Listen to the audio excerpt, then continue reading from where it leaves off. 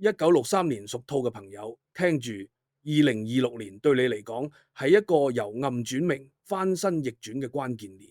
過去幾年你可能覺得努力咗，但成日俾人搶功，事業停滯，心有綠。不過好消息嚟啦，你嘅太陽星回歸，天喜星動，命運正式開新章。嗱，事業方面啦，貴人出現，特別係舊拍檔、舊同事或者朋友介紹，都可能幫你打開新局。如果你打算創業、轉型，甚至退休再出發，2026係黃金年份。記住一句，識借勢就無敵。財運方面，正財穩，偏財有啲驚喜，但係要記得唔好貪快，唔好貪多，因為2026年屬兔人嘅財運係慢火煲湯型，越穩越旺。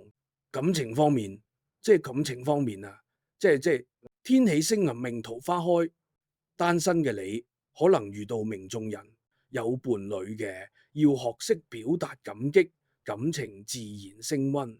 記得一句，講出口嘅愛先會開花。